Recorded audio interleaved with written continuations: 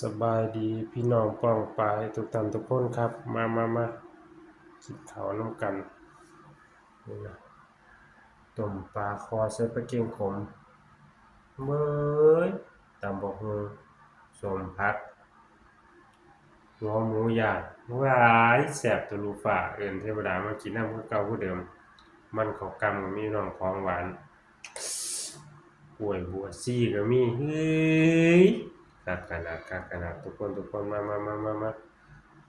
ขอบคุณพี่น้องเข้ามาเบิ่งมาแย่งครับมีแรงเชียร์แรงใจให้คอมเมนต์ติชมได้เด้อพี่น้องนี่ติละต้มปลาคอใหญ่เฮาใส่ผักเป็นขมพุดโตพู้นแหล้วหูออกจะหยอกพู้นแหล้วตำบักหุ่งเฮา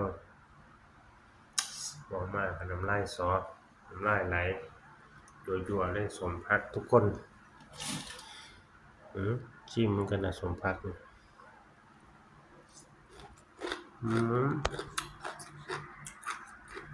กัดกับบักพริกจักบาทเด้อเนาะมันจักหน้อยกันน่ะพริกหน่วยใส่จักหน่อยหนึ่งถ้าว่าสิพี่น้อง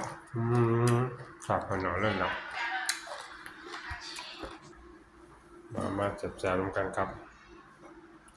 ขอบคุณพี่น้องเข้ามาเบิ่งมาแย่งเป็นแรงเชียร์แรงใจให้ขอบคุณหลายๆเด้อครับเด้อคอมเมนต์ติชมแหน่เว้ามาก็น้ำลายไหลตำบักหุ่งเฮาต้มปลาเฮาบ่มีคำบรรยายเลยความแซ่บความนัวแซ่บทะลุฟ้าเอิ้นเทวดามากินนำคือเก่าคือเดิมทุกมื้อของไปหมูย่างเฮาใส่กับตำบักหุ่งแซ่บไปเด้อเอาวางจองไว้แล้ว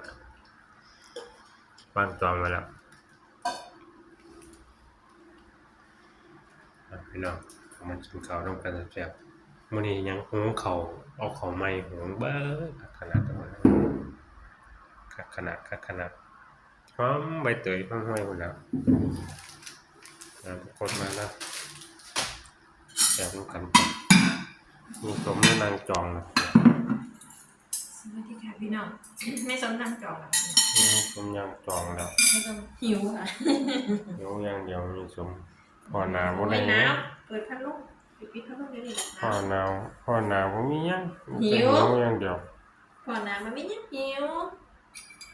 ครับปลามีสมเป็นข้าวไหม้พี่น้องเนี่ยตึ๊ดทุกคนแซ่บๆนำกันครับขอบคุณน้องเข้ามาเบิ่งมาแย่งเนาะลำลาพระจากพี่น้องปองปายไปแล้วครับอยู่ดีมีแรงครับผมอำลาพาจากพี่น้องนะคะคลิปนี้สำหรับคลิปพากินข้าวคลิปหน้าจังพอกันใหม่กับแม่ยายสมกับพ่อบ้านเด้อค่ะอยู่ดีมีแรงสุขสุขคนบ๊ายบาย